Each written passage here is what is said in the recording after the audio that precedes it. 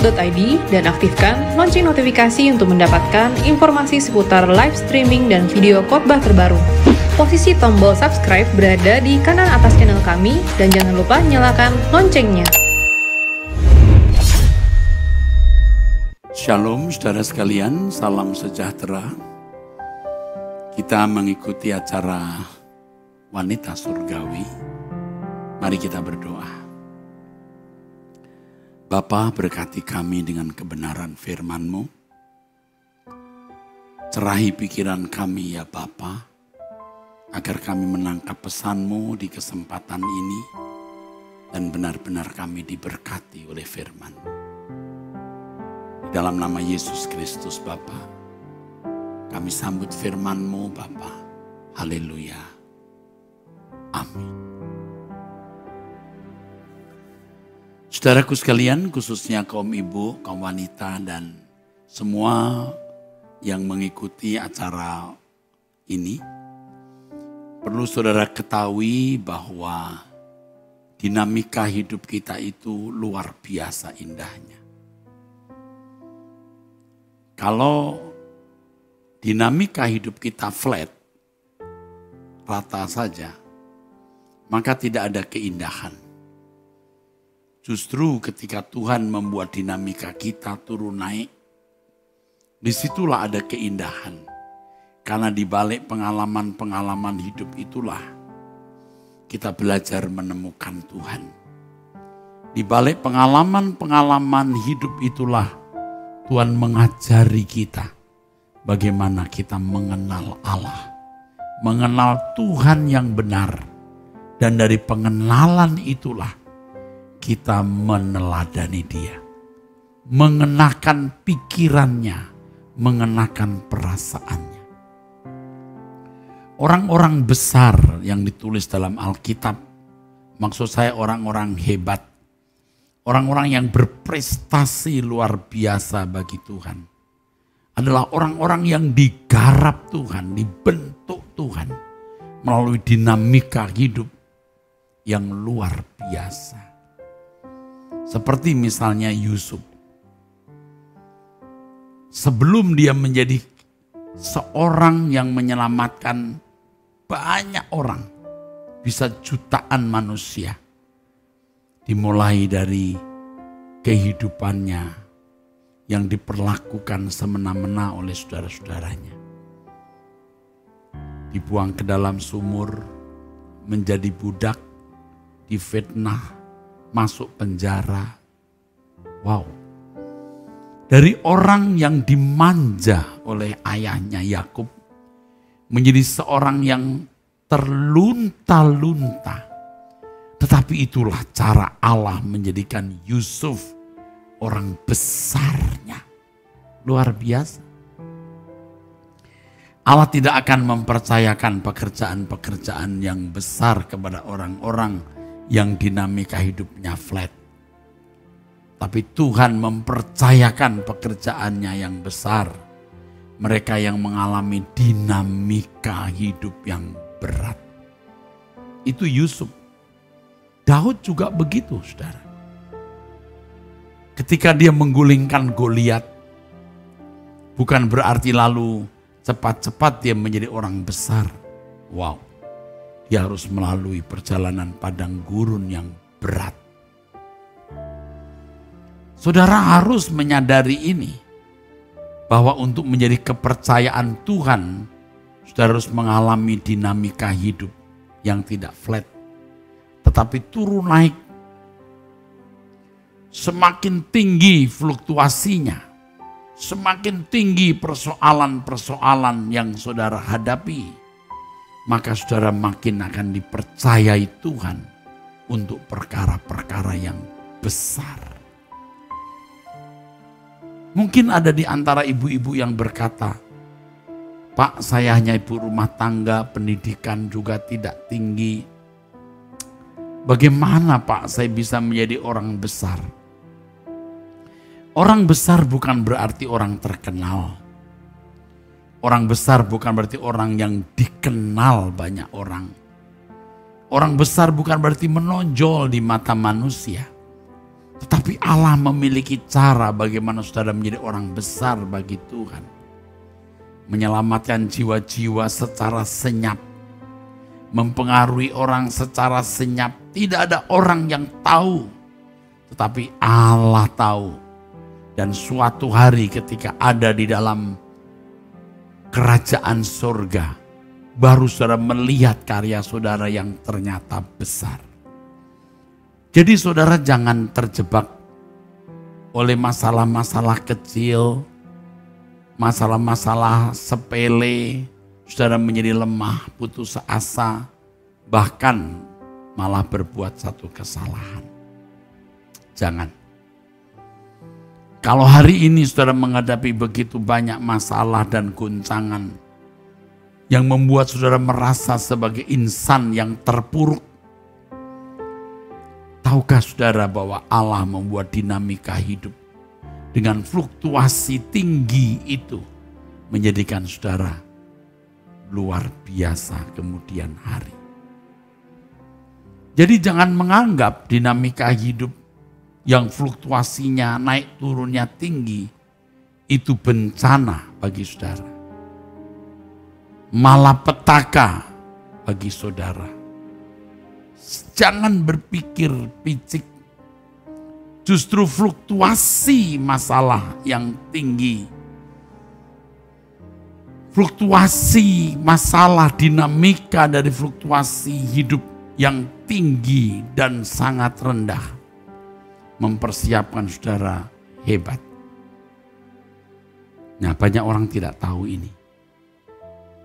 Menganggap keadaan ini sebagai kemalangan, lalu bersungut-sungut, menyalahkan orang, marah, bahkan marah terhadap Tuhan sendiri. Karena merasa Tuhan tidak adil, mengapa mendatangkan masalah seperti ini di dalam hidupnya. Padahal justru Tuhan sedang memberkati dia. Tuhan sedang mempersiapkan dia menjadi orang besar. Langit hidupku tak selalu cerah dan tak berawan. Kadang gelap membayang, badai pun datang. Namun di balik hujan nampak pelangi yang indah. Penghiburan Tuhanku datang. Jalan hidupku tak selalu rata, tiada rintangan. Kadang lembah yang curam hadang di depan. Namun kasih Tuhanku tetap selalu sertaku. Dia beriku kekuatan sepanjang langkahku. Ku percaya kesetiaanmu di kelam kabut hidupku.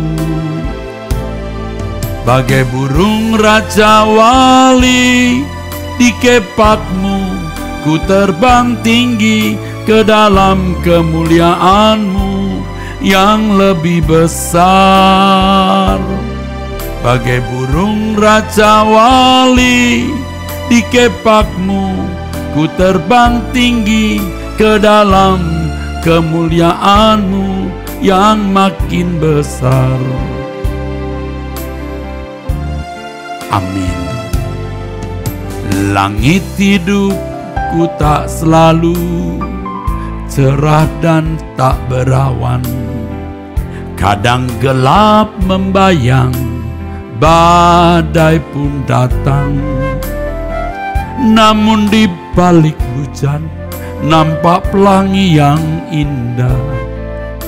Penghiburan Tuhanku datang.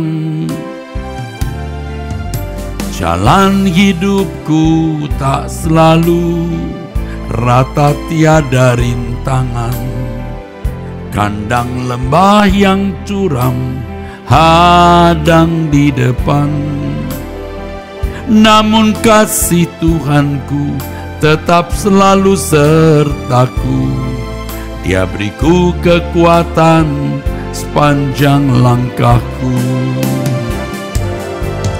Ku percaya kesetiaanmu di kelam kabut hidupku.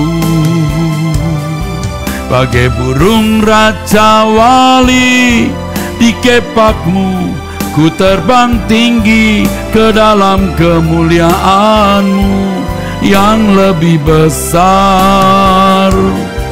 Bagai burung Raja Wali di kepakmu, ku terbang tinggi ke dalam kemuliaanmu yang makin besar. Ku percaya kesetiaanmu di kelam kabut hidupku. Bagai burung Raja Wali di kepakmu, ku terbang tinggi ke dalam kemuliaanmu yang lebih besar. Bagai burung Raja Wali di kepakmu, ku terbang tinggi ke dalam kemuliaanmu yang makin besar. Ke dalam kemuliaanmu yang makin besar. Satu hal yang membuat banyak orang merasa bodoh dan benar-benar jadi bodoh, ketika merasa bahwa dirinya tidak memiliki potensi apa-apa. Ini khususnya ibu-ibu ya. Khususnya lagi ibu-ibu rumah tangga yang hidupnya hanya di sekitar pekerjaan rumah tangga dan anak. Merasa bahwa hidupnya telah terkubur di situ, tidak ada prestasi, tidak ada karya yang berarti. Padahal saudaraku, Tuhan merancang setiap orang itu untuk menjadi istimewa. Rancangan Tuhan pasti rancangan yang terbaik. Tidak pernah rancangan Tuhan itu rancangan kelas 2, kelas 3, apalagi imitasi.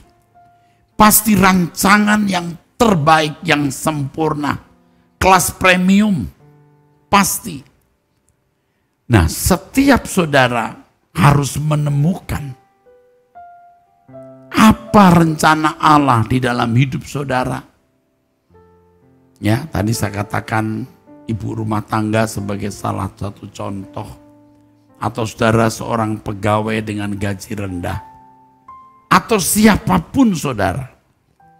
Siapapun saudara bisa menjadi istimewa.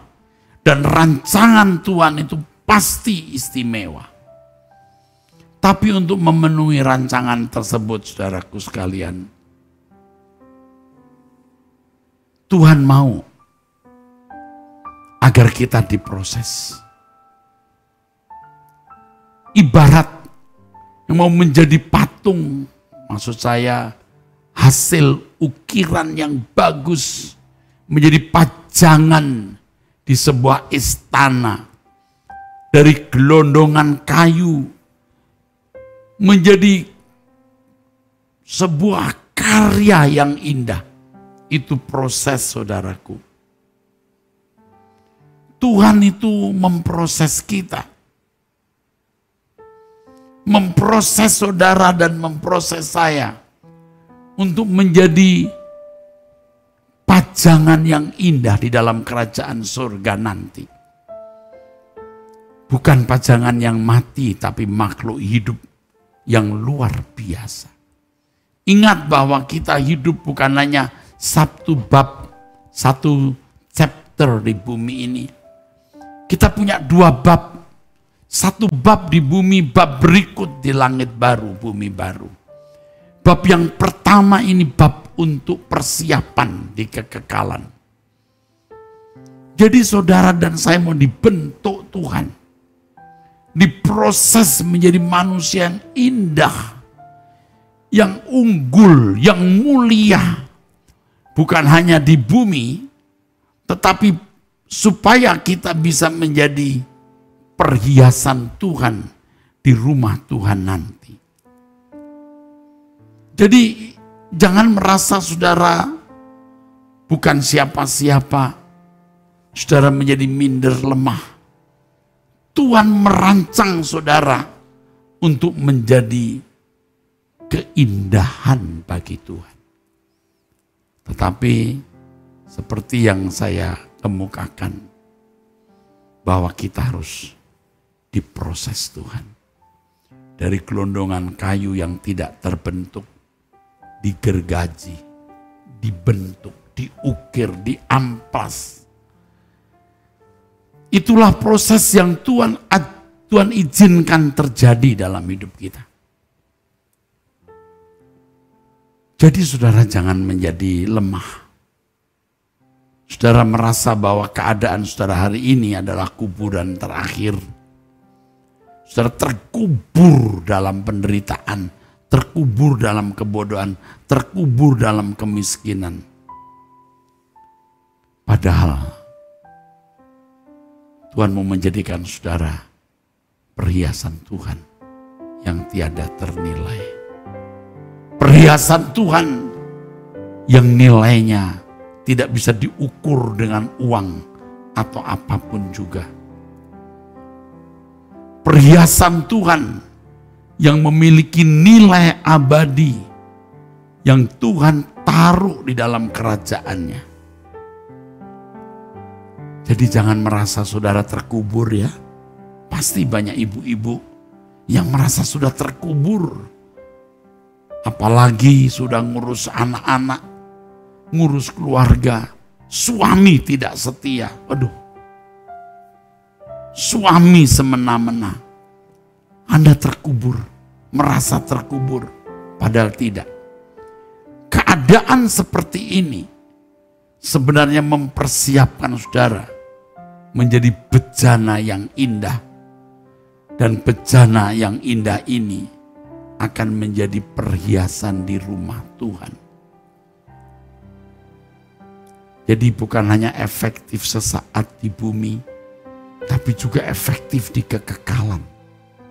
Karena kita akan bekerja melayani Tuhan di rumah Bapa itu. Jadi ketika Tuhan proses kita memberi diri diproses, kita pasti menjadi berkat bagi orang di sekitar kita. Kalau tidak 100 orang, ya untuk 10 orang. Kalau tidak untuk 10 orang, paling tidak untuk 3-4 orang. Tapi 3-4 orang yang kita selamatkan ini akan berbuah ratusan bahkan ribuan. Yang itu yuk, sering tidak disadari. Seorang ibu rumah tangga yang mengurus anak, satu anak, dia merasa terkubur sebagai ibu rumah tangga. Per anak Anda yang Anda urus, Anda doakan, Anda arahkan kepadanya, engkau teladankan kehidupan anak Allah yang indah, akan menjadikan dia seorang yang suatu hari akan mempengaruhi banyak orang, memberkati banyak orang. Dan Anda tahu suatu hari di dalam kerajaan surga engkau mendapat pujian. Tuhan berkata, kamu luar biasa. Ya, jangan Anda merasa tidak ada artinya, lalu Anda tidak mengurus anak dengan baik, Anda membuang diri dengan shopping, tenggelam dengan drama-drama yang Anda tonton melalui berbagai media. Saudara tenggelam di dalam kebodohan dan tiada karya apa-apa. Seperti yang sering saya bagikan, saya ajarkan kepada saudara, hidup dalam doa, hidup dalam kesucian. Saudara akan menjadi berkat bagi anakmu, bagi teman anak-anakmu, yang tidak terlihat oleh siapapun. Tidak ada piala reward, ucapan terima kasih. Tapi ketika engkau menjadi berkat bagi anakmu dan berkat bagi teman anak-anakmu, dan suatu hari mereka jadi orang-orang hebat, Saudara telah menaruh saham itu. Saudara telah menaruh benih itu. Saudara telah berinvestasi. Oleh sebab itu, biarkan proses itu berlangsung. Yang sering saudara tidak mengerti mengapa terjadi. Tapi ternyata melalui semua tersebut luar biasa. Tuhan mau menjadikan saudara orang-orang yang benar-benar indah di mata Tuhan. Dengan firman ini, saya berharap pada ibu-ibu yang dibangkitkan semangat. Saudara mulai berkata, kupikir aku sudah terkubur. Aku hanya mengurus 2 orang anak. Saya pikir aku terkubur di sini. Enggak. Anda menjadikan anak-anak Anda ini luar biasa. Bekasyanahimutasihus. Ternyata saudara melakukan karya besar yang luar biasa. Refren dari lagu ini. Walau tak mengerti apa yang terjadi, aku percaya kepadamu. Biar tak ku pahami mengapa begini, tetap ku percaya padamu. Seperti tingginya langit dari bumi, demikian jalanmu dari jalanku. Rancanganmu indah bagiku, menjadi sempurna sepertimu. Walau tak mengerti apa yang terjadi, aku percaya biar tak ku pahami mengapa begini, tetap ku percaya padamu. Seperti tingginya langit dari bumi, demikian jalanmu dari jalanku. Rancanganmu indah bagiku, menjadi sempurna sepertimu.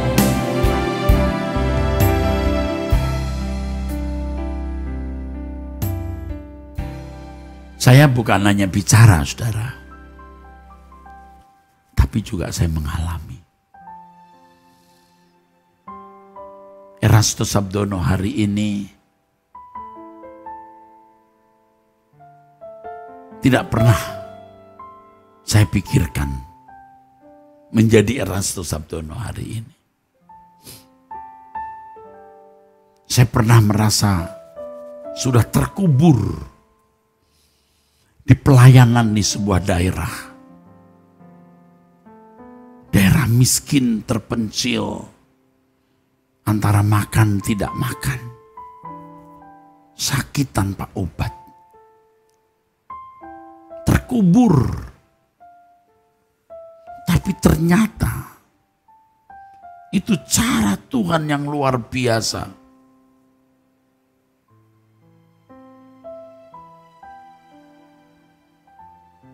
Ternyata itu cara Allah mempersiapkan saya menjadi berkat.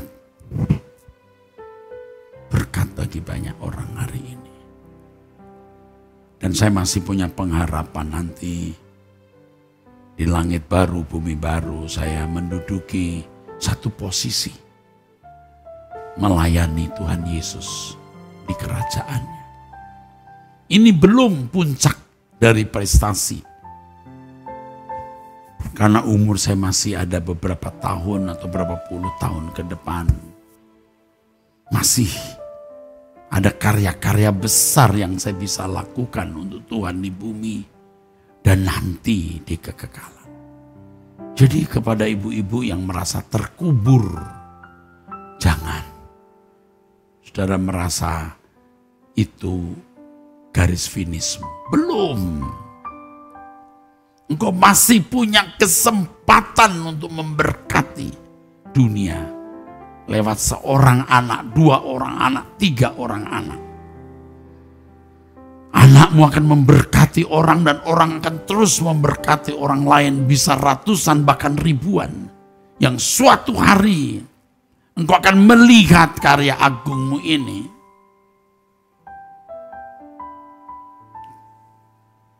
Engkau akan melihat betapa Tuhan itu ajaib. Menjadikan saudara orang yang luar biasa. Walaupun di mata manusia Anda bukan siapa-siapa. Saya bukan hanya berkhotbah, saya telah melewati pengalaman itu, saudaraku. Benar saya telah mengalami itu. Sungguh saya telah melewati pengalaman itu. Dan membuktikan betapa Tuhan itu luar biasa. Betapa itu menakjubkan, saudaraku sekalian. Sangat menakjubkan.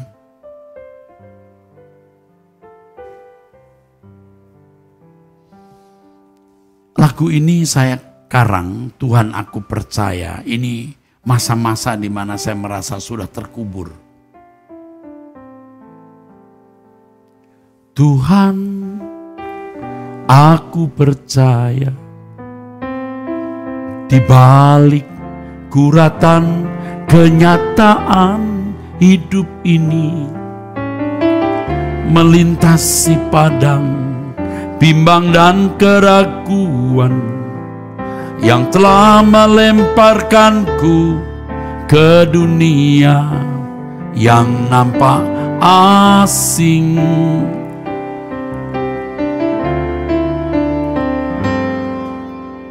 Tuhan, aku percaya,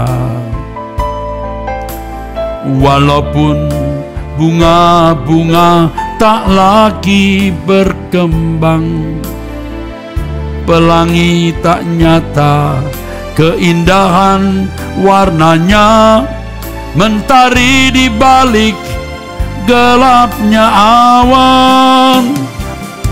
Walau ku tersudut sendiri tanpa nama, di bawah genangan lumpur tanpa arti, Tuhan aku percaya, walaupun kering segalanya, Tuhan aku percaya, Yesus Engkau tetap setia. Jadi bisa dimengerti ya, di balik lagu ini ada pengalaman di mana saya merasa sudah terkubur, ya. Sudah tidak ada lagi masa depan, tidak ada lagi karya-karya yang bisa saya lakukan. Ternyata tidak. Lagu yang tadi saya nyanyikannya, walau ku tak mengerti apa yang terjadi, itu setelah sekian puluh tahun. Jujurnya mungkin setelah 40 tahun, saya baru bisa nyanyikan walau ku tak mengerti apa yang terjadi. Aku percaya kepadamu. Wow, baru. Kata percaya di situ bukan sekedar kata-kata, tapi lewat pengalaman hidup. Aku tahu bagaimana mempercayai Dia. Jadi kalau sekarang Tuhan mempercayakan saya pekerjaan besar dengan beban-beban yang berat melampaui yang saya pikul, saya tetap percaya. Bukan kata-kata, karena pengalaman itu.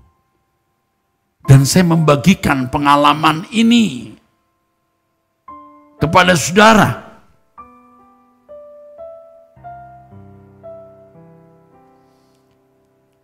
Kalau saya suruh mengulang lagi pengalaman itu, rasanya takut, saudara. Rasanya, wow, berat banget. Tapi bisa dilewati. Dan Tuhan tidak akan memberi pengalaman yang sama.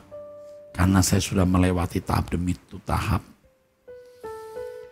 Kalau saya memperhatikan syair lagu ini, saya juga nyaris tidak percaya. Ya, bisa-bisanya lo tulis kalimat seperti ini.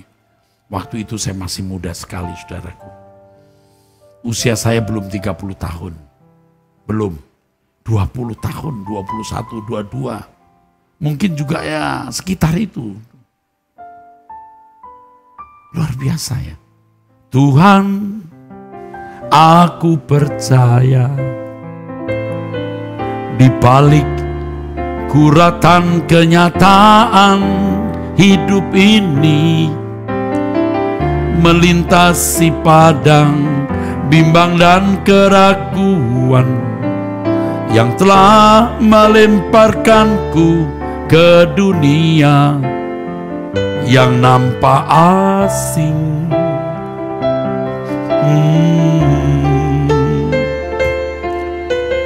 Tuhan, aku percaya walaupun bumi tak lagi berkembang,